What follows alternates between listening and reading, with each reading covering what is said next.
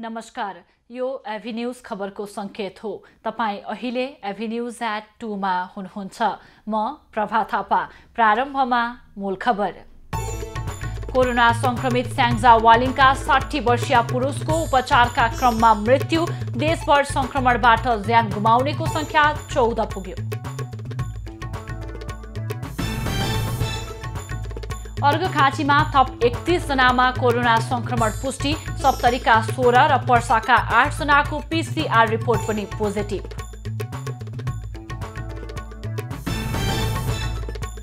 उपत्यकामा लकडाउनका बीच पनि व्यवसाय र सवारी साधन सञ्चालन। सरकारले खुकुलो बनाउने स्वरूप नटुङ्ग्याउँदा समस्या।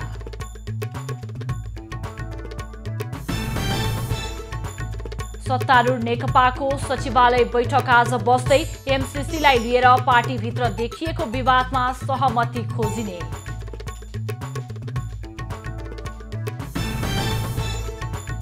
र विश्वभर कोरोना संक्रमितको संख्या 70,81,000 नाग्यो। 4,05,000 भन्दा बढीको मृत्यु।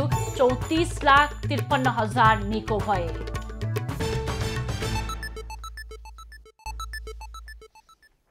अब खबरको सिलसिला प्रारम्भ गरौं कोरोना संक्रमण सम्बन्धी प्रसंगबाट।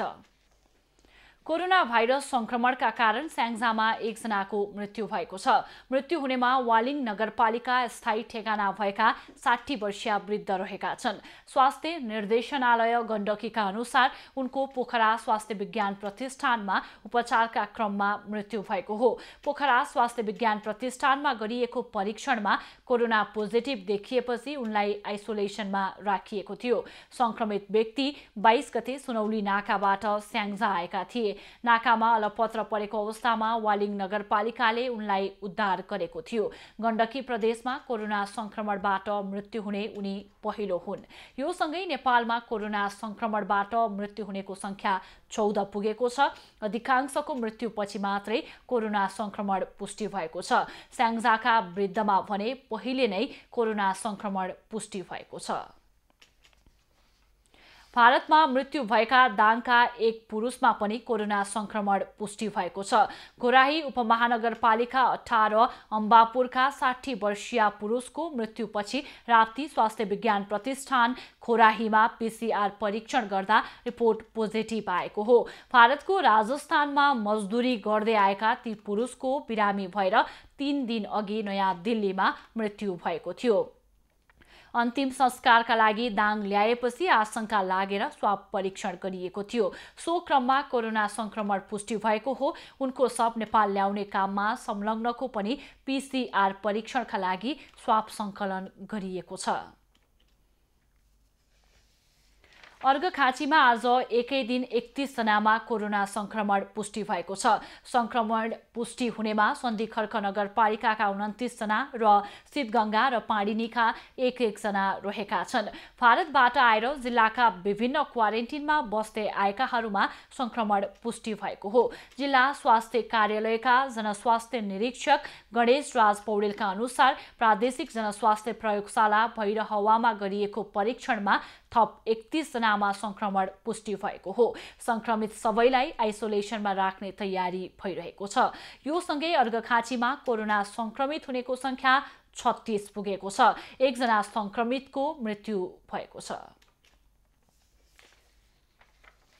उता सप्तरीमा पनि थप 16 जनामा कोरोना संक्रमण पुष्टि भएको छ। बलान बिहुल गाउँपालिकाका 16 जनामा कोरोना पुष्टि भएको जिल्ला स्वास्थ्य कार्यालय सप्तरीका प्रमुख दुनियालाल यादवले जानकारी दिए। संक्रमित सबै भारतबाट आएर क्वारेन्टिनमा बसिरहेका व्यक्तिहरू हुन्। संक्रमित 12 देखि 45 वर्ष उमेर समूहका रहेका छन्। ती मध्ये 1 जना महिला रहेकी छन्। यो सहित सप्तरी जिल्लामा कोरोना संक्रमितको संख्या 93 पुगेको छ। पर्सामा आज थप 8 जनामा कोरोना संक्रमण पुष्टि भएको छ। जिल्ला स्वास्थ्य कार्यालयका अनुसार संक्रमण पुष्टि भएका सबैजना जगन्नाथपुर गाउँपालिका 6 का बासिन्दा हुन्। वीरगञ्ज स्थित नारायणी उपक्षेत्रीय अस्पतालको प्रयोगशालामा गरिएको PCR परीक्षणमा 8 जनाको रिपोर्ट पोजिटिभ आएको हो। संक्रमण पुष्टि हुने 20 वर्षदेखि 55 वर्ष उमेर समूहका छन्। भारतबाट फर्किएका उनीहरू स्थानीय सन्ठी क्वारेन्टिनमा बसेका थिए। संक्रमितलाई वीरगञ्जमा रहेको गण्डक कोभिड अस्पतालमा ल्याइएको छ। बारामा आज थप 5 जनामा कोरोना संक्रमण पुष्टि भएको छ। बाराको सुवर्णपुर गाउँपालिकाका 5 जनामा संक्रमण पुष्टि भएको हो। संक्रमित हुनेमा सुवर्णपुर गाउँपालिका 5 का 30 वर्षीय पुरुष र सोही ओडाकी 28 वर्षीय महिला र उनकी 3 वर्षीय छोरी छन्। त्यस्तै ओडा नम्बर 2 का 30 वर्षीय पुरुष र 7 नम्बर ओडाका 16 वर्षीय किशोरमा पनि संक्रमण पुष्टि भएको छ। 5 जनालाई करैया अस्पतालको आइसोलेसनमा ल्याइँदै यो सँगै बारामा कोरोना संक्रमितको संख्या 80 पुगेको छ। गण्डकी प्रदेशका 7 जिल्लामा कोरोना भाइरस संक्रमितको संख्या 115 पुगेको छ। मनाङ र मुस्ताङमा भने हालसम्म कोरोनाका बिरामी भेटिएका छैनन्। आज बिहान पोखरा महानगरपालिका 9 स्थायी ठेगाना भई महानगरपालिकाको क्वारेन्टिनमा रहेका 42 वर्षीय पुरुषमा कोरोना संक्रमण पुष्टि भएको छ। पश्चिमाञ्चल क्षेत्रीय अस्पतालको प्रयोगशालामा गरिएको परीक्षणमा ती व्यक्तिमा संक्रमण देखिएको हो। संक्रमित व्यक्ति एक साता अघि भारतबाट आएर क्वारेन्टिनमा बसेका थिए। संक्रमित व्यक्तिलाई पोखरा स्वास्थ्य विज्ञान प्रतिष्ठानको आइसोलेसनमा पठाइएको छ। हालसम्म स्याङ्जामा 38, बागलुङमा 29, नवलपरासी, बर्दघाट, सुस्तापूर्वमा 17, गोर्खामा 11, पर्वतमा 9, कास्कीमा 5, तनहुमा 3, म्याग्दीमा 2 तथा लमजुङमा 1 जनालाई संक्रमण पुष्टि भएको छ। प्रदेशमा गत चैत 15 गते पहिलो पटक बागलुङकी किशोरीमा संक्रमण पुष्टि भएको थियो। संक्रमित मध्ये 3 जना उपचार गराएर निको भएपछि घर फर्किएका र बाँकीको विभिन्न अस्पतालमा उपचार भइरहेको छ। 1 जनाको भने निधन भएको छ। दैलेखमा 2 जना कोरोना संक्रमण मुक्त भएका छन्। सरस्वती माध्यमिक विद्यालयको आइसोलेसनमा रहेकी 25 वर्षीय महिला र उनकी छोरी कोरोना मुक्त भएकी हुन्। उनी दैलेखको डुङ्गेश्वर गाउँपालिका 1 चुप्राकी बासिन्दा हुन्। भारतबाट फर्केपछि क्वारेन्टिनमा बसेको समयमा उनलाई संक्रमण पुष्टि भएको थियो। उनी 17 दिनमा डिस्चार्ज भएको जिल्ला स्वास्थ्य कार्यालयले जनाएको छ। लगातार 2 वटा रिपोर्ट नेगेटिभ आएपछि उनलाई डिस्चार्ज गरिएको हो। कर्णाली प्रदेशमा 600 भन्दा बढीमा कोरोना संक्रमण देखिएको छ। कोरोना संक्रमण जितेर तौली हवाका 2 जना पत्रकार घर फर्केका छन्। नेपाल पत्रकार महासंघका कार्य समिति सदस्य तथा उज्यालो पोस्ट अनलाइनका सम्पादक वसन्त बन्जाडे र बुद्ध आवाज टेलिभिजनका पत्रकार युगेश पाठक 3 हप्ता आइसोलेसनमा बसेर घर फर्केका हुन्। पत्रकारद्वय बन्जाडे र पाठकको आइतबार आएको स्वाब परीक्षण रिपोर्ट नेगेटिभ रहेको स्वास्थ्य कार्यालयले जनाएको छ। डिस्चार्ज भएपछि उनीहरूले कोरोना संक्रमण हुँदैमा आत्ती हाल्नुपर्ने अवस्था नरहेको बताउँदै सतर्कता र सावधानी अपनाए कोरोनालाई सजिलै जित्न सकिने बताएका छन्। दैनिक कामहरू आफ्नो तरिकाले रिपोर्टिङ गर्ने कामहरू सँगसँगै बसेर आफ्नो कार्यालयमा बसेर गऱ्यौँ। सँगसँगै फिजिकल एक्सर्साइजका कुराहरू, ध्यानका कुराहरूलाई पनि हामी सँगसँगै गऱ्यौँ। यसले गर्दाखेरि कोरोनालाई हामीले सहजै जित्यौँ र हाम्रा शरीरमा हामीलाई कोरोना छ भन्ने कुरा हामीले कहिले पनि फिल भएन र यसरी गर्दाखेरि यी कोरोना हुँदा बित्तिकै आत्तिनुपर्छ जस्तो पनि लाग्दैन। हामीले यसलाई यसरी मोरल चाहिँ डाउन नगरिकन धैर्यताका साथ यसलाई हामी सहजै जित्न सक्छौँ भन्ने किसिमले गयौँ भनेर सहजै जित्न सकिँदो रहेछ भन्ने कुरा थाहा भयो। अहिलेसम्म त त्यस्तो अब कुनै त्यस्तो प्रभावहरू परेको छैन अथवा घटनाहरू त्यस्तो अप्ठ्यारोहरू परेको छैन। तर यो यस्तै यो जिल्लामा यस्तो बढ्दै जाने क्रम हुँदाखेरि यो हामीले आफ्नो नगरपालिका अथवा आफ्नो जिल्लामा चाहिँ एउटा विशेष खालको आइसोलेसन हस्पिटल बनाउनु पर्ने हुन्छ। र उहाँलाई त्यो ध्यान एकदम चाँडोभन्दा चाँडो जाओस्। उनीहरू सदरमुकाम तौलीहवा स्थित मधेस मानव अधिकार गृहको भवनमा बस्दै आएका थिए। कपिलवस्तुमा आइतबारसम्म 547 जनामा कोरोना संक्रमण देखिएको छ।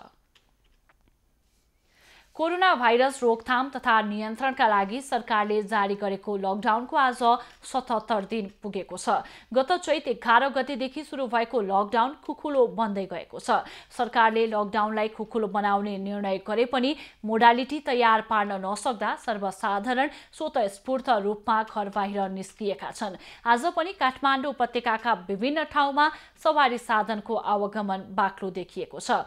मुख्य सडकहरूमा निजी सवारी साधनहरूको लकडाउनको चाप बढेको हो। सार्वजनिक सवारी साधन भने सञ्चालनमा आएका छैनन्। प्रहरीले सवारी जाँचलाई खुकुलो बनाएको छ। सडकमा मानिसहरूको आवागमन पनि बाक्लिँदै गएको छ। काठमाडौँमा अधिकांश कार्यालय र उद्योग व्यवसाय सञ्चालनमा आएका छन्।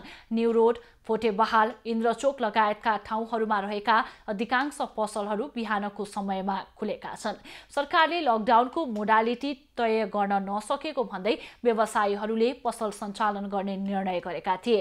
लकडाउनको मोडालिटी परिवर्तन गर्ने सम्बन्धमा आइतबार उच्च स्तरीय समन्वय समितिमा प्रधानमन्त्री केपी ओलीको उपस्थितिमा छलफल भए पनि कुनै ठोस निर्णय हुन सकेन।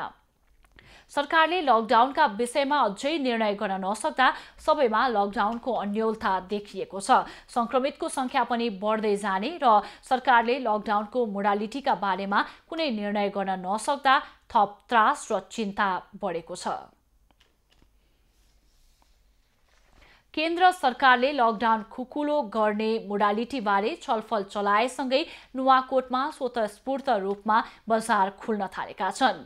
लकडाउन खुकुलो बनाउने चर्चासँगै जिल्लाका व्यवसायीले पसल व्यवसाय सुचारू गर्न थालेका छन्।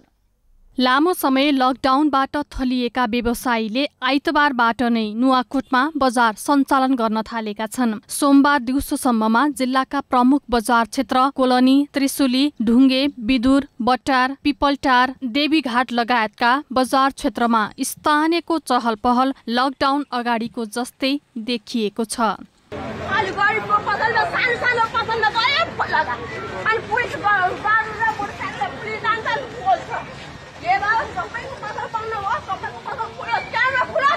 स्थानीय प्रशासनको पछिल्लो बैठकले खाद्यान्न लगायत अत्यावश्यक सामग्रीको पसल व्यवसाय बिहान र बेलुकी निश्चित समयमा सञ्चालन गर्न निर्देशन दिए पनि केन्द्र सरकारको अस्पष्ट तयारीको चर्चाले स्थानीय व्यवसायमा अन्योलता सिर्जना भएको छ। सेवाग्राहीहरूको चाप बढेको छ, तसर्थ यसलाई यो अत्यावश्यक सेवाको रूपमा नलिएर हामीलाई काम गर्नको लागि अलिकति असहज वातावरण सिर्जना भएको छ। लकडाउनको समयमा बजारका पसलहरू खुलेको भन्दै नुवाकोट प्रहरीले बजार क्षेत्रका पसलहरू बन्द गराउँदै हिँडेका छन्। लामो लकडाउनले भोकै पर्ने स्थिति आएको भन्दै व्यापारीहरूले प्रहरीको शैलीप्रति असन्तुष्टि जनाएका छन्। प्रहरी प्रशासनहरूले चाहिँ अब यो हामीलाई हाम्रो व्यवसायलाई चाहिँ अब अति आवश्यकमा नपारेको खण्डले हाम्रो व्यवसाय चाहिँ एकदम अहिले चाहिँ नराम्रो तरिकाले चाहिँ हामी चाहिँ अब मारमा परिरहेको छौँ। बटार बजारमा सोमबार प्रहरीले केही पसल बन्द गराएको छ। बैंक तथा वित्तीय संस्था सञ्चालनमा आएसँगै तीनै संस्थाहरूमा सहयोगका लागि खुलेका पसल प्रहरीले जबरजस्ती बन्द गराएको व्यापारीको गुनासो छ। प्रशासनले भने निर्धारित समयभन्दा बढी समय खुलेका पसललाई बन्द गराइएको जानकारी दिएको छ। विभिन्न समयमा अलिकति सहजीकरण गर्दै आएको अवस्थाहरू छ र अहिले अघिल्लो जे निर्णय छ यो असार 32 गतेसम्मको लागि यथावत छ। यसमा लकडाउनमा कुनै मोडालिटी चेन्ज भएको छैन र हामीले त्यसै अनुसार नै सबैलाई लकडाउन कार्यान्वयन गर्नको लागि अनुरोध गरेका छौँ। अत्यावश्यक सेवाका पसल मात्रै सञ्चालन गर्न प्रशासनले आग्रह गरेको छ। तर लामो समयदेखि व्यापार व्यवसाय ठप्प हुँदा समस्यामा परेका अन्य पसलहरू पनि खुलेपछि प्रशासन र व्यापारी बीच विवाद बढेको हो। नुवाकोटमा आइतबारसम्म पनि 3 जनामा कोरोना संक्रमण पुष्टि भएको छ। ती मध्ये 1 जना निको भएर घर फर्किसकेका छन् भने 2 जनाको त्रिशुली अस्पतालको आइसोलेसनमा उपचार भइरहेको छ। स्थानीय प्रशासन र केन्द्र सरकारले लकडाउन खुकुलो बनाउने नीति अख्तियार नगरेका कारण यहाँका व्यवसायीहरू अन्योलमा परेका छन्। कोरोना संक्रमणको खासै समस्या नरहेको नुवाकोट जिल्लामा लकडाउनको अहिलेको स्वरूप परिवर्तन गर्नुपर्ने आवाज उठाउन थालिएको छ। भोटका लागि नुवाकोटबाट श्रीराम नेपालको रिपोर्ट। महोत्तरीको प्रमुख व्यापारी केन्द्र बर्दिवासका पसल तथा व्यवसाय लकडाउनपछि आजबाट सञ्चालनमा आएका छन्। बर्दिवास नगरपालिका उद्योग वाणिज्य संघ र स्थानीय सुरक्षा निकाय बीचको समझदारीमा दिउँसो 11 बजेसम्म बजार र 2 बजेसम्म ब्याङ्क खुल्ला भएका हुन्। रोगले भन्दा भोकले मर्ने स्थिति आएपछि बाध्य भएर पसल सञ्चालन गर्नु परेको व्यापारीहरूले बताएका छन्।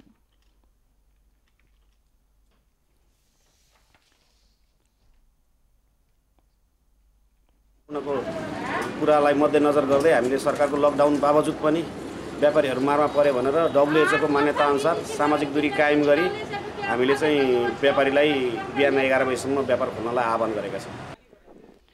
पसल खुले पनि सामाजिक दूरी र स्वास्थ्य सतर्कतालाई भने अनिवार्य गरिएको छ। शिक्षण संस्था, beauty parlour, cinema hall, hotel, party palace, salon बाहेकका सबै पसल सञ्चालनमा आएका हुन्। लकडाउन धान्न नसक्ने अवस्थामा पुगेपछि सरोकारवाला सङ्घ संस्थाले बजार खुल्ने वातावरण बनाउन प्रशासनलाई समेत दबाब दिएका थिए। सरकारले जारी गरेको लकडाउनको नागरिकबाट स्वतः उल्लङ्घन भइरहेका बेला लकडाउनको स्वरूप परिवर्तनको निर्णय गर्न बसेको उच्च स्तरीय समिति बैठक आइतबार पनि निर्णयमा पुग्न सकेन। प्रधानमन्त्रीको सरकारी निवास बालुवाटारमा आइतबार अबेर रातिसम्म बसेको कोभिड-19 रोकथाम तथा नियन्त्रण उच्च स्तरीय समितिको बैठकले लकडाउन खुकुलो बनाउने कार्ययोजना सहितको मस्यौदा टुङ्ग्याउन नसकेको हो। कार्ययोजनाको मस्यौदामाथि छलफल भएको र प्राप्त थप सुझावलाई समावेश गरी मस्यौदा परिमार्जन गरी पुनः अर्को बैठकमा पेश गर्ने निर्णय भएको बैठकपछि प्रधानमन्त्री कार्यालयका सचिव नारायण प्रसाद भिडारीले जानकारी दिएका छन्। निर्देशनहरू प्राप्त भएको छन्। यसलाई उच्च स्तरीय समन्वय समितिले ग्रहण गरेको छ र यसलाई फेरि यो मौजुदा प्रस्ताव उपर परिमार्जन गरेर यसलाई समृद्ध गरेर फेरि पुनः पेश गर्ने गरी बैठक सम्पन्न भएको छ। समितिले केही दिनदेखि निजी क्षेत्र, व्यवसायी, अर्थविज्ञ लगायत विभिन्न निकायका प्रतिनिधि र पदाधिकारीसँग छलफल गरिरहेको छ। तर लकडाउन खुकुलो पार्ने स्वरूपमा भने अझै सहमति जुट्न सकेको छैन। खबरको सिलसिला अझै जारी छ, हामीसँगै रहनुहोला। अब बाँकी खबर। सत्तारूढ नेकपाको सचिवालय बैठक आज बस्दैछ। अमेरिकी सहयोग मिलेनियम च्यालेन्ज कर्पोरेसन एमसीसी बारे छलफल गर्न प्रधानमन्त्री केपी ओलीले अपराह्न 4 बजे बालुवाटारमा बैठक बोलाएका हुन्। पार्टीमा विवाद भएपछि गठन भएको अध्ययन कार्यदलको सिफारिस विपरीत एमसीसीसँग जोडिएका कार्यक्रम र सहायता रकम, नीति कार्यक्रम र बजेटमा परेपछि नेकपामा विवाद बढेको छ। अघिल्लो सचिवालय बैठकले संसदबाट पारित नभएसम्म एमसीसीका काम अघि नबढाउने सहमति गरेको थियो। प्रधानमन्त्री ओली संसदको यही अधिवेशनबाट एमसीसी पारित गराउने पक्षमा छन्, तर सचिवालयका बहुमत सदस्य भने एमसीसीको विपक्षमा रहेका छन्। नेकपा भित्रको आन्तरिक विवादले गर्दा एमसीसी सम्झौता संसदमा पेश हुन सकेको छैन। भौतिक पूर्वाधार तथा यातायात मन्त्री बसन्त नेमुवाङले मन्त्रालयगत शीर्षकको बजेट विनियोजनमा प्रादेशिक सन्तुलनलाई प्राथमिकतामा राखिएको दावी गरेका छन्। प्रतिनिधि सभाको आजको बैठकमा उनले कोरोनाका कारण आगामी आर्थिक वर्षका लागि मन्त्रालयगत बजेटमा कमी आएको भए पनि सन्तुलनलाई कायम राखिएको बताएका हुन्। मन्त्री नेमुवाङले आगामी आर्थिक वर्षमा नेपालको झण्डा फहराएर जनकपुर जयनगर रेल चलाइने पनि बताएका छन्। यस आउने वर्ष 77-78 आर्थिक वर्षभित्र नेपालको झण्डा फहराएर त्यो रेल जयनगर र जनकपुरमा सञ्चालन गर्ने बेहोराको निम्ति जानकारी गराउँदै त्यसमा आवश्यकीय रकमहरू विनियोजन गरिएको कुराहरू जानकारी गराउन चाहन्छु। मन्त्री नेमुवाङले पूर्व पश्चिम राजमार्ग र हुलाकी सडक 4 लेनको बनाइने पनि स्पष्ट पारे। उनले सबै निर्वाचन क्षेत्रहरूमा तराई मधेस पूर्वाधार कार्यक्रममा भने सबै निर्वाचन क्षेत्रमा विस्तार गरिएको, पूर्व पश्चिम विद्युतीय रेल मार्गको सबै डीपीआर कार्य सम्पन्न भएको र डीपीआर बमोजिम बर्दिवासमा काम सुरु भइसकेको जानकारी दिए। मन्त्री नेमुवाङले चालु आर्थिक वर्षको तुलनामा आगामी आर्थिक वर्षका लागि मन्त्रालयको बजेट 22 अर्बले रहेको बताए। बजेट थोरै भएकाले विगतका योजनाहरूको आर्थिक दायित्व आगामी आर्थिक वर्षमा पनि सर्ने भए पनि सबै योजनाहरूलाई उल्लेख्य रूपमा समावेश गर्न नसकेको उनको भनाइ थियो।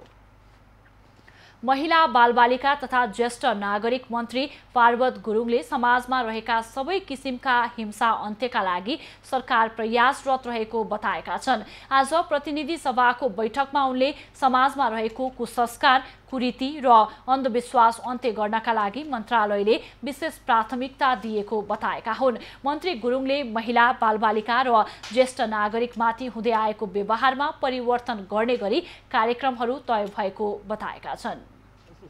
महिला, बालबालिका तथा अपाङ्गता भएका व्यक्ति तथा ज्येष्ठ नागरिक र यौनिक तथा लैङ्गिक अल्पसङ्ख्यकको विषय हामी सबै मन्त्रालयको विषय पनि हो, नेपाल सरकारको र हामी सबैको साझा विषय पनि हो। त्यसैले यस विषय स्वाभाविक रूपमा बृहत छ, व्यापक छ र यसले समाजको एउटा धेरै जनसङ्ख्यालाई ओगटेको पनि पाइन्छ। त्यसैले पनि यस प्रस्तुत बजेटमा नीति कार्यक्रमलाई तयार गर्दा हामीले नेपाल सरकारको नीति कार्यक्रममा आधारित छ। मन्त्री गुरुङ बालबालिकाको राष्ट्रिय रणनीति तयार गर्ने, महिलामाथि हुने लैङ्गिक हिंसा अन्त्यको लागि महिला आर्थिक सशक्तिकरणमा जोड दिने र ज्येष्ठ नागरिकलाई सक्रिय बनाई पुस्तान्तरणको रूपमा विकास गर्ने कार्यक्रमहरू आएको दावी गरे। अपाङ्गताको क्षेत्रमा पनि फरक क्षमता भएकाहरूको पहिचान गरी परिचय पत्र दिने र सामाजिक सुरक्षाको अनुभूति दिलाउन अपाङ्गता मैत्री वातावरण निर्माण गर्न बजेट केन्द्रित भएको बताए। उनले सामाजिक क्षेत्रका कार्यक्रमलाई पनि राष्ट्रिय गौरवको कार्यक्रममा रूपान्तरण गर्ने गरी मन्त्रालयले कार्यक्रमहरू ल्याएको स्पष्ट पारे। कानुन, न्याय तथा संसदीय मामिला मन्त्री डाक्टर शिवमाया तुम्बाहाङफेले सबै जनतामा न्यायको पहुँच पुर्याउने सवालमा केन्द्रित भएर सरकारले काम गरिरहेको दावी गरेकी छन्। प्रतिनिधि सभाको आजको बैठकमा बजेटमाथि उठेका प्रश्नको जवाफ दिँदै उनले पीडितले न्याय पाउनुपर्छ भन्ने पक्षमा सरकार रहेको र सबैलाई न्यायको प्रत्याभूति गराउनेतर्फ सरकार सचेत रहेको बताएकी हुन्। मन्त्री तुम्बाहाङफेले मोबाइल एप्सको माध्यमबाट हात-हातमा कानुनको जानकारी पुर्याउने किसिमको व्यवस्था मिलाउनेतर्फ मन्त्रालय लागिरहेको पनि जानकारी दिइन्। न्याय प्राप्त गर्नुपर्छ, पाउनुपर्छ भन्ने पक्षमै छौँ र हामीले त्यसको वकालत गर्दै आएका छौँ। न्यायमा समान पहुँचका लागि आवश्यक कार्यक्रमहरू प्रस्तावित गरिएको भन्दै मन्त्री तुम्बाहाङफेले एकीकृत कानुनी सहायता नीति कार्यान्वयनसँगै कानुनी सचेतना अभियानलाई आगामी वर्ष प्रभावकारी ढङ्गले अघि बढाइने बताइन्। मौलिक हकसँग जोडिएका ऐन कार्यान्वयनका लागि आवश्यक नियमावलीहरू बन्ने क्रममा रहेको उनले जानकारी दिएकी छन्। खाद्य अधिकार तथा खाद्य सम्प्रभुता सम्बन्धी ऐनको नियमावलीबारे कृषि तथा पशुपक्षी मन्त्रालयले आफ्नो काम गरिसकेको र खुलेपछि प्रदेश र स्थानीय तहसँग छलफल गरेर अन्तिम टुङ्गो लगाइने उनले बताएकी छन्। मन्त्री तुम्बाहाङफेले आवासको अधिकार सम्बन्धी ऐनको नियमावली बनेर अर्थ मन्त्रालयमा फाइल पुगेको र लकडाउनका कारण महान्यायाधिवक्ताको कार्यालयको बैठक बस्न नसकेकाले अपराध पीडित संरक्षण ऐन 2075 को नियमावलीलाई अन्तिम टुङ्गोमा पुर्याउन नसकिएको स्पष्ट पारेकी छन्। काठमाडौँ विकास प्राधिकरणले 4 नयाँ सहरमध्ये 3वटा सहरको विस्तृत परियोजना प्रतिवेदन DPR स्वीकृतिका लागि मन्त्री परिषदमा पठाएको छ। प्राधिकरण अन्तर्गतको काठमाडौँ उपत्यका भौतिक विकास समितिले काठमाडौँ स्थान, काठमाडौँ हरित र काठमाडौँ उत्तरतर्फको DPR स्वीकृतिका लागि मन्त्री परिषदमा पठाएको हो। प्राधिकरणको बैठकमा ललितपुर महानगरपालिकाका प्रमुख अनुपस्थिति भएपछि एउटा प्रतिवेदन भने स्वीकृतिका लागि मन्त्री परिषदमा पठाउन रोकिएको प्राधिकरणले जनाएको छ। त्यो सहरको चाहिँ बैठक उहाँको उपस्थितिमा मात्रै गर्ने गरी बाँकी 3वटा सहरहरूको नेपाल सरकार मन्त्री परिषदमा स्वीकृति गर्नको लागि चाहिँ सिफारिस गर्ने चाहिँ भौतिक विकास समितिले निर्णय गरेको छ। 1 लाख रोपनी क्षेत्रफल रहेको काठमाडौँ स्थानको DPR निर्माण फिनल्यान्डको हेलेन एन्ड कम्पनी र जेके एसोसिएट्सले गरेको हो। अन्य 3वटा आयोजनाको DPR निर्माण भने नेपाली कम्पनीले नै गरेका हुन्, जसमध्ये काठमाडौँ स्थानको क्षेत्रफल 1 लाख रोपनी छ भने अन्यको 10,000 रोपनी रहेको छ। ती स्थानमा सुविधा सम्पन्न नयाँ सहर विकास गर्ने प्राधिकरणको योजना छ। दाङमा अज्ञात समूहले रोकिराखेको एस्काभेक्टरमा आगजनी गरेको छ। गडवा गाउँपालिका वडा नम्बर 1 राप्ती नदी बगरमा रोकेर राखिएको 4वटा एस्काभेटरमा आज बिहान आगजनी भएको हो। कालाकाटे गडवा हुलाकी राजमार्ग निर्माणको ठेक्का लिएको वज्रगुरु कान्छाराम कन्स्ट्रक्सन प्राली ललितपुर काठमाडौँको बा 2 क 3148 बा 2 क 2271 बा 2 क 4482 र एउटा अनटेस्ट स्काभेटरमा आगजनी भएको प्रहरीले जनाएको छ। आगजनीबाट करिब 4 करोड बराबरको क्षति भएको अनुमान गरिएको छ। कम्पनीसँग विप्लवका कार्यकर्ताले चन्दा मागेको तर चन्दा नदिएकाले उक्त समूहले नै आगजनी गरेको हुन सक्ने अनुमान गरिएको छ। घटनाबारे अनुसन्धान भइरहेको प्रहरीले जनाएको छ। दुर्घटनाको विषयलाई लिएर बर्दियाका राजापुर नगरपालिका 6 को एक पसलमा आगजनी गरिएको छ। राजापुर नगरपालिका वडा नम्बर 6 मानपुर टपरा स्थित न्यू वर्षा सप्लायर्समा पीडितले न्याय नपाएको भन्दै स्थानीयवासीले पसलका सामान बाहिर निकाली आगजनी गरेका छन्। पीडितलाई न्याय दिई आवश्यक क्षतिपूर्ति उपलब्ध गराउन स्थानीयको माग रहेको छ। देखेनौं अनि त्यहाँ घटना भएको बेला हामी सुनेर त्यहाँबाट गाउँमा अनि फोन आयो अनि त्यसपछि आयौँ हामी अनि लास त्यहाँ थियो सर। लास यस्तो थियो कि टाउको चाहिँ उतातिर अनि खुट्टा चाहिँ उतातिर थियो सर। गत वैशाख 30 गते बर्दियाको राजापुर 10 मा भएको गाडी दुर्घटनामा ज्यान गुमाएका परिवारले न्याय नपाएको भन्दै स्थानीयवासी आक्रोशित भएका हुन्। गाडी चालक वर्षा सप्लायर्सका प्रोपाइटर हिमाल गौतमलाई पीडितलाई न्याय नदिइकन थरौटीका भरमा 22 दिनमै छाडिएको भन्दै स्थानीय आगजनीमा उत्रिएका हुन्। दुईवटा मोटरसाइकल एक आपसमा ठोकिँदा मोटरसाइकल चालक राजापुर नगरपालिका 6 महादेउलीका 38 वर्षीय सोमनाथ थारूको उपचारको लागि लैजाँदै गर्दा बाटोमै मृत्यु भएको थियो। रुकुमको चौरजहारीमा 6 जनाको ज्यान जाने गरी भएको हत्या प्रकरणको छानबिन र दोषीलाई कारबाहीको माग गर्दै सुदूरपश्चिममा आन्दोलन चर्किएको छ। दलित संघर्ष समितिले घटनामा संलग्नलाई कारबाहीको माग गर्दै कैलाली सदरमुकाम धनगढीमा दबावमूलक आन्दोलन जारी राखेको हो।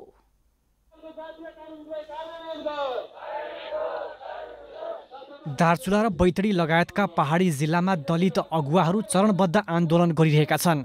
आइतबार बैतडीमा प्रदर्शनमा सहभागीहरूले घटनाको निष्पक्ष छानबिन र दोषीमाथि कडा कारबाहीको माग गरेका छन्। पीडित परिवारलाई क्षतिपूर्ति दिने कुराहरू र दोषीहरूलाई कडाभन्दा कडा कानुनी यदि कारबाही गरेन भने कानुनको बरखिलाफ कानुनको उल्लङ्घन गर्ने नजिर बढ्छ। लोक कल्याणकारी एउटा राज्यको चाहिँ उपहास हुन्छ। लकडाउनपछि जिल्ला सदरमुकाममा पहिलोचोटि प्रशासन अगाडि दलित अधिकार कर्मीहरू भेला भएर विरोध र्यालीको आयोजना गरेका थिए। विरोध र्यालीको क्रममा उनीहरूले रुकुम घटनालाई इतिहासकै कलङ्कित घटनाको संज्ञा दिए।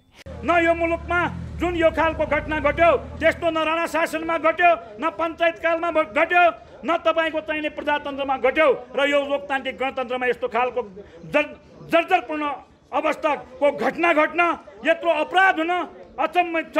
रुकुम घटना एउटा प्रतिनिधिमूलक घटना मात्रै भएको र त्यस्ता कैयौं घटनाहरू समाजमा व्याप्त रहेको दलित अधिकार कर्मीहरूको भनाइ छ। दलित अगुवाहरूले सुदूरपश्चिमका विभिन्न जिल्लाहरूमा दबावमूलक कार्यक्रमको आयोजना गर्दै समाजमा थप यस्ता घटना हुन नदिन सरकारलाई खबरदारी गरेका छन्। लोकेश साउद, बैतडी।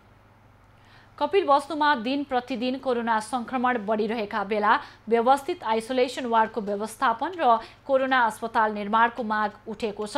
जिल्ला सदरमुकाम तौलिहवाका अगुवा युवाहरूको आह्वानमा क्वारेन्टिन तथा आइसोलेसन वार्डको माग गर्दै धरना तथा प्रदर्शन सुरु भएको छ। युवा सरोकार मञ्चको आयोजनामा युवाहरूले तौलिहवा बजार परिक्रमा गरी कोरोना संक्रमण नियन्त्रणका लागि जिल्लाका सबै स्थानीय तहको ध्यानाकर्षण गराएका हुन्। बहुमुखी क्याम्पसलाई कहिलेसम्म सुरक्षित कोरोना भाइरस अस्पताल बनाउने हो भन्ने कुराहरू पनि आएको थियो, तर खै अझैसम्म त्यहाँ कुनै सिनको पनि भाँचिएको देखिएका छैनौँ। जिल्ला प्रशासन कार्यालयका मुख्य गेट अगाडि धरना तथा प्रदर्शनमा उत्रिएका युवाहरूले प्रदेश तथा केन्द्र सरकार कपिलवस्तुको कोरोना नियन्त्रणमा विशेष चासो राख्न माग गरेका छन्। जिल्लामा 500 बढी कोरोना संक्रमित भइसकेको र दिन प्रतिदिन यो संख्या बढ्दै गएको प्रति स्थानीयले चिन्ता समेत व्यक्त गरेका छन्। धौलागिरी अस्पताल बागलुङको आइसोलेसनमा कोरोना भाइरस संक्रमित राख्ने ठाउँको अभाव भएको छ। संक्रमितको संख्या बढ्दै गएपछि अस्पतालमा शय्याको अभाव भएको हो।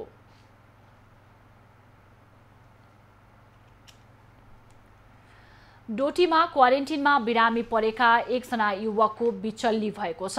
भारतबाट फर्के लगतै बिरामी परेका पूर्वी चौकी गाउँपालिका 6 गाजरीका 30 वर्षका चन्द्र थापाले उपचार पाउन नसकेका हुन्। उपचारका लागि सेती अञ्चल अस्पताल धनगढी पठाइएको भए पनि अस्पतालले आरडीटी गरेर रिपोर्ट नेगेटिभ आएको भन्दै पुनः क्वारेन्टिन नै फर्काएको छ। अवस्था गम्भीर भएपछि अस्पतालले उपचार नगरेको स्थानीयको गुनासो छ।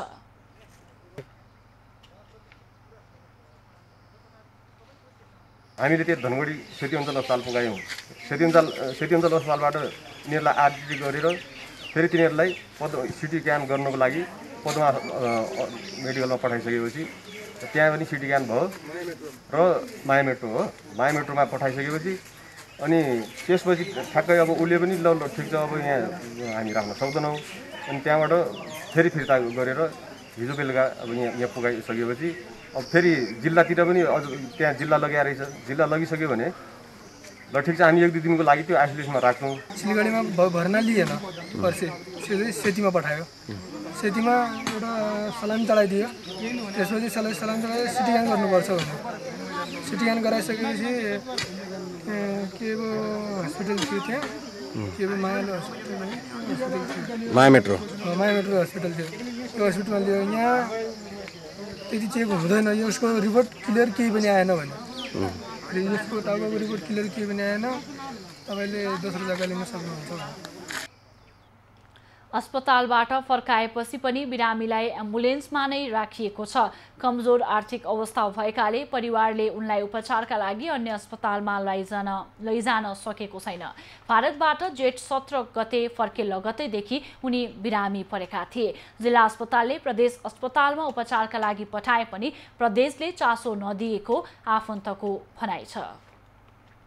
रामेछापमा कोरोना संक्रमित बिरामीको उद्धार र कोरोनाका कारण मृत्यु भएकाको शव कसरी व्यवस्थापन गर्न सकिन्छ भन्ने विषयमा नमुना अभ्यास गरिएको छ। संकट व्यवस्थापन केन्द्र रामेछापको आयोजनामा जिल्ला सदरमुकाम मन्थलीको प्राथमिक स्वास्थ्य केन्द्रमा नमुना अभ्यास गरिएको हो। एम्बुलेन्स र शव वाहन चालकलाई संक्रमितको उद्धार र शव व्यवस्थापनको बारेमा सरकारवाला र सर्वसाधारणलाई जानकारी दिन अभ्यास गरिएको हो। त्यस्तोमा बस्दाखेरि चाहिँ तपाईँलाई एकदमै सुरक्षित हुन्छ, तपाईँहरू आतंकित हुनुपर्ने नै छैन। अब अहिले सबै देखिहाल्नु भएको छ, कोही चाहिँ आफै बसेर चढ्न सक्नुहुन्छ, कसैलाई चाहिँ आफैले उठाउनु पनि पर्ने हुन्छ। त्यस्तो अवस्थामा त तपाईँको अगाडिको फ्रन्ट लाइनमा बस्नुभयो भने तपाईँ एकदमै सुरक्षित हुनुहुन्छ, त्यसबाट आतंकित हुनुपर्ने अवस्था छैन। कार्यक्रममा बिरामी र शवको व्यवस्थापनको बारेमा जिल्ला अस्पताल रामेछापका मेडिकल अधिकृत आनन्द आचार्यले जानकारी दिएका थिए। स्वास्थ्य कर्मी र नेपाली सेनाले संयुक्त रूपमा नमुना अभ्यास गरेका हुन्। लकडाउनका कारण भोकै परेकी इटहरी एकल महिलालाई खाद्यान्न सहयोग जुटेको छ। सुकुम्बासीका रूपमा सानो बाँसको छाप्रो बनाएर बस्दै आएकी इटहरी 2 की एकल महिला लक्ष्मी देवी थापाको परिवारलाई क्विक रेस्क्यू टिमले खाद्यान्न उपलब्ध गराएको हो। अपाङ्गता भएका 1 छोरा सहित 2 छोराहरूकी संरक्षण थापा बस्दै आएको कटेरो समेत बाढीले बगाएपछि परिवारकै बिचल्ली भएको छ भने यस्तो नानी देख्दा देख्दै हैन उहाँहरुको आँखामा त छ नि त। उहाँहरु भनेको अब बिहान बेलुकै 24 घण्टा यो बाटो हिँड्ने मान्छे, उहाँहरुले हैन अब सहयोग गर्नुपर्ने ठाउँमा तिमी यस्तो छौ, यस्तो अब छोरा मान्छे नभएको घर, नानी पनि यस्तो छ, के गरेर खाँदैछौ, ला वै यो मेरो भाग तिमीलाई भन्नु साथ उल्टे पाउने ठाउँमा पनि मैले त पाएन मेरो यो अपाङ्ग जस्तो नानीलाई पनि नदिँदामा चाहिँ धेरै दुःख लागेको थियो हैन। हजुरहरु अब कहाँबाट आएर अब यसरी सहयोग दिँदा त धेरै खुसी लागेको छ सर। सानो छोरो अपाङ्गता भएको कारण काममा निस्किन नसक्दा थापालाई गुजारा चलाउन मुस्किल हुँदै आएको थियो। लकडाउनको समयमा आफन्तले पनि सहयोग नगरेको देखिएपछि खाद्यान्न उपलब्ध गराइएको सहयोगीहरूले बताएका छन्। थापा परिवारलाई चामल, दाल, नुन, तेलका साथै नगद रकम समेत सहयोग उपलब्ध गराइएको क्विक रेस्क्यू टिमले जनाएको छ।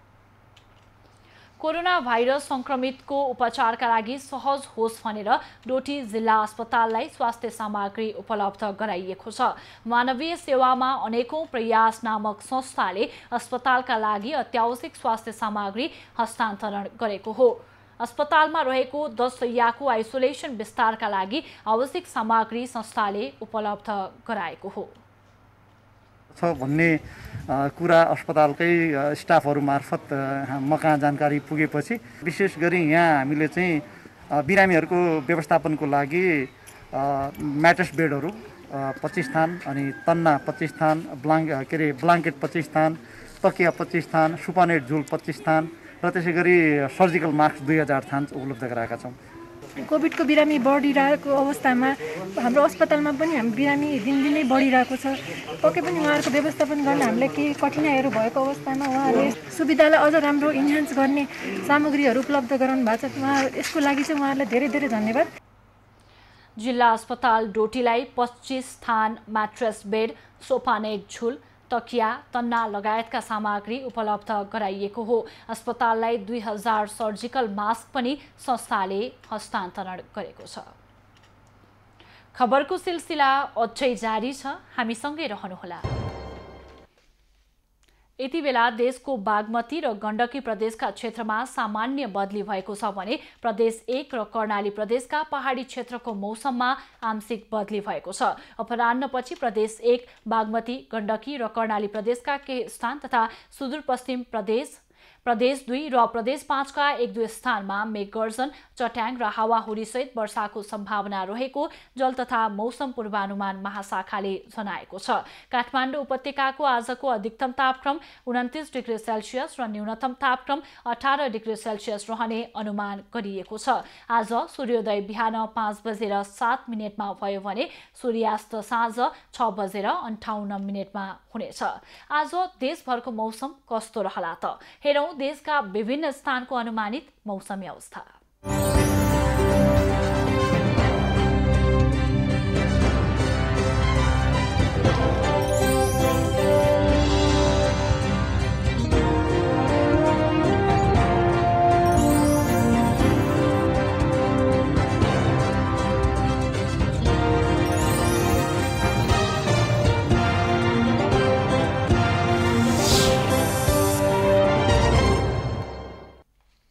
अहिलेलाई खबरको क्रम यति नै। एभिन्यूज खबरका यी सहित अन्य विस्तृत खबरका लागि www.avenews.tv लगअन गर्न सक्नुहुनेछ।